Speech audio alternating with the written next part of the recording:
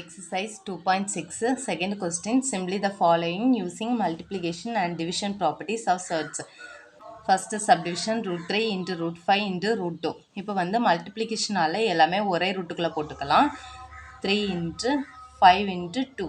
இப்போ வந்து 3 into 5 15, 15 into 2 30. இப்போ வந்து root 30. Second subdivision root 35 divided by root 7.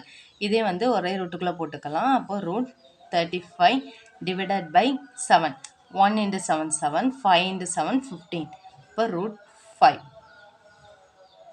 Third subdivision cube root of 27 into cube root of 8 into cube root of 125. Cube root காமனாக இருக்குது. அப்போ எல்லாத்துக்கும் cube root of 27 into 8 into 125. இப்போ 27க்கு வந்து LCM எடுக்கலாம். 3க்கு கொடுக்கலாம். 9 3 27 3 3. அப்போ வந்து 3 3 3 இருக்குது. அப்போ 3 க்யூப்னு எழுதிக்கலாம். இன்று 8க்கு வந்து LCM எடுத்தால் 2 4 into 2 8 2 2. அப்போ வந்து 2 க்யூப் எழுதிக்கலாம். 125க்கு வந்து LCM எடுத்தால் 5 2 into 5 10 5 into 5 25 5 5 into 5. அப்போ வந்து இதை 5 க்யூப்னு எழுதிக்கலாம். இப்போ பாருங்கள் எல்லாத்துலேயுமே க்யூப் இருக்குது. அதனால் க்யூப் ரூட்லேருந்து வெளியே எடுத்துடலாம். 3 into 2 into 5 எல்லாத்துலேயுமே க்யூபும் க்யூப் ரூட்டும் கட் ஆகிரும். அப்போ 3 into 2 into 5 3 to 6 6 5 30. Fourth subdivision 7 root a minus 5 root b into 7 root a plus 5 root b. இது என்ன ஃபார்மேட்டில் இருக்குது? a minus b into a plus b ஃபார்மேட்டில் இருக்குது. அப்போ ஃபார்முலா வந்து a square minus b square. அப்போ வந்து a என்னது 7 root a, b equal to 5 root b ஃபார்முலாவில் போட்டுக்கலாமா? இப்போ வந்து a square 7 root a the whole square minus 5 root b the whole square. 7 into 7 7க்கு square எடுத்தால் 7 into 7 49 root a the whole square minus 5 into 5 25 root b the whole square. இப்போ வந்து 49 ஸ்கொயரும் ரூட்டும் cut ஆகிரும். அப்போ a minus 25 ஸ்கொயரும் ரூட்டாக cut ஆகும். அப்போ b 49a minus 25b. Fifth subdivision root of 225 by 729 minus root of 25 divided by 144 divided by root of 16 by 81. இதை எப்படி எழுதிக்கலாம்? First root of 225 வந்து 15க்கு ஸ்கொயர் தான் 225. அப்போ 15 square எழுதிக்கலாமா?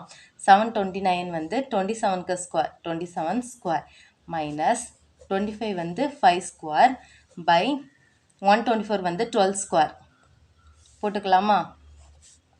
divided by root of 4 square வந்து 16 நமக்கு தெரியும். 81 வந்து 9 square. இப்போ 9 square 81, 4 square வந்து 16 எல்லாமே ஸ்கொயர் ஃபார்மேட்டில் எழுதியாச்சு. இப்போ பாருங்கள் எல்லாத்துலேயுமே ஸ்கொயர் காமனாக இருக்குது. அப்போ ஸ்கொயரை ரூட்டும் கட் ஆகும்.